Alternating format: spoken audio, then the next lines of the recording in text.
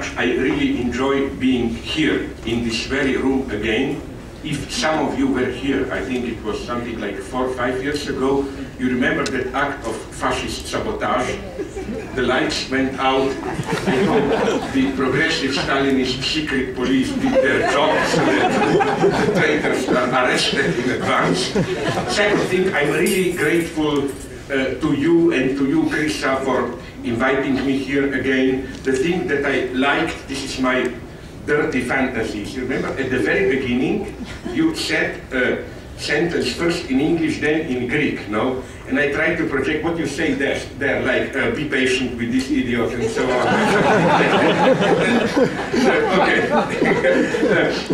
The last thing I should say is that I'm very glad that due to contingent, but maybe not so contingent, institutional links, my work is now connected as to content, but also as to institutional forum with my good friend Kostas Dusinas, who worked at Birkbeck College in London and whose work, critique of liberal ideology, human rights and so on, is very close with what I am doing in this domain. So somehow at least I hope this will mean that generally professional teams with Greece will grow stronger. Okay, so let me begin. The Western liberal media had their laugh when, in August 2007, this was reported in our country, in the media. I wonder if it was reported here. It's a wonderful detail. The Chinese State Administration of Religious Affairs passed Order number 5. It is a law which already came into effect on September 1st of this year. The law which covers, I quote, official document, the management measures for the reincarnation of living Buddhas.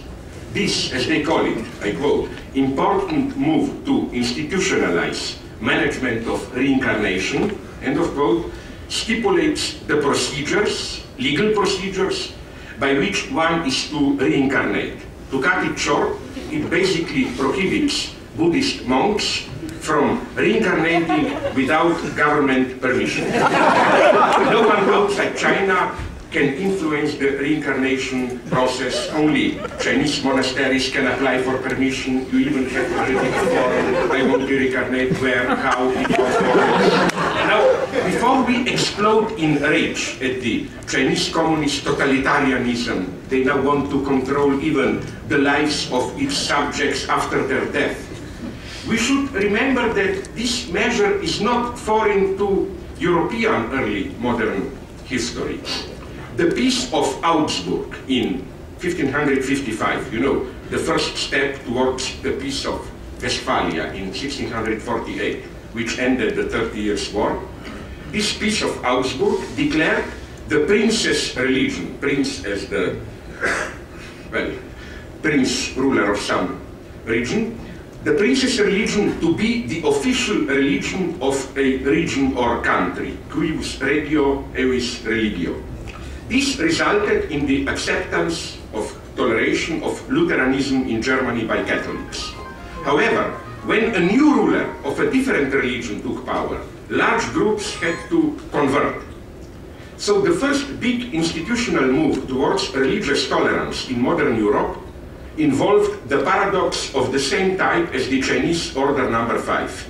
Your religious beliefs, a matter which should be a matter of your innermost spiritual experience, is regulated by the whims of your secular ruler. The Chinese government is regulating something that it not only tolerates, but even supports. What worries the Chinese is not religion, but what they call social harmony, the political dimension of religion.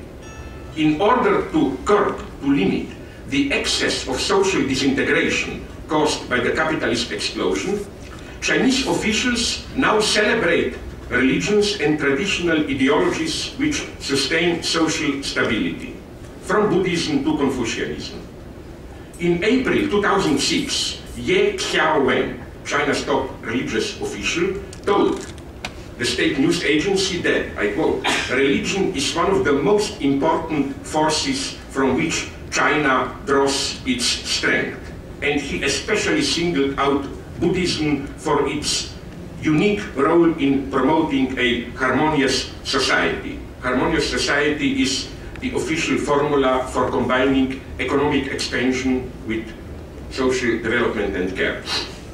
So the role of religion as the force of stability against the capitalist dynamics is officially sanctioned. What is bothering Chinese authorities in the case of sects like Falun Gong is their independence from the state. They're avoiding state control. In the same way, the problem with Tibetan Buddhism resides in an obvious fact which many Western critics tend to forget. The traditional power structure of Tibet, the head of which is Dalai Lama, is theocracy. Dalai Lama unites religious and secular power. So when we are talking about reincarnation of Dalai Lama, we are talking about a method of choosing a head of state. It is strange to hear those who otherwise complain about the Chinese non-democratic pressure on Tibet to worry about the rights of Dalai Lama, a non-democratically elected leader if there ever was one. In the last years, the Chinese changed their strategy in Tibet.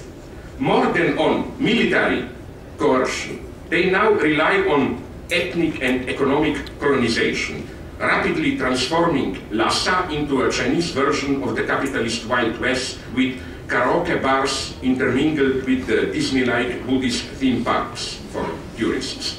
In short, what the media image of the brutal Chinese soldiers and policemen terrorizing the Buddhist monks, what this image conceals is a much more effective American-style transformation. In a decade or two, Tibetans will be reduced to the status of Indians, Native Americans in the United States. So it seems that the Chinese communists finally got the lesson. What is the oppressive power of secret police, camps, and so on, compared to the power of unbridled capitalism to undermine all traditional social relations? But there is even more to it. It is all too easy to laugh at the idea of an atheist power regulating something that in its eyes doesn't exist. However, do we believe in it? When a couple of years ago, the Taliban forces in Afghanistan destroyed the ancient Buddhist statues at Bamiyan, none of us, benevolent Western observers, who were outraged at this horror, none of us believed in the divinity of Buddha. We were so outraged because the Taliban did not show an appropriate respect for, as we put it, the cultural heritage of their own country and entire humanity. Instead of just respecting past culture, like all civilized people, they really believed in their own religion, and thus they had no great sensitivity for the cultural value of other religions. The paradox here is that, I claim, for Taliban, the Buddha statues were much more an element of passionate religious engagement than for us. What I'm saying is, for them, Buddhism paradoxically was an authentic spiritual counterforce, which is why it had to be destroyed. I think that if we really care for original Buddhist spirituality, then we should say that our defense of Bamiyan statues, the implication of this defense, we didn't protect them because we believed in Buddhism, but because it was a great monument to humanity and so on, annihilates or undercuts religious spirituality much more than direct attacks on it. So I think that it's a little bit hypocritical, our explosion of rage. Perhaps we find China's reincarnation laws so outrageous, not because they are alien to our sensibility, but because they spill out openly the secret of what we are all doing. Are the Chinese not doing simply what all civilized governments are doing, respectfully tolerating what one doesn't take quite seriously, and at the same time trying to contain its political consequences through legal regulations? So I think that instead of worrying about religious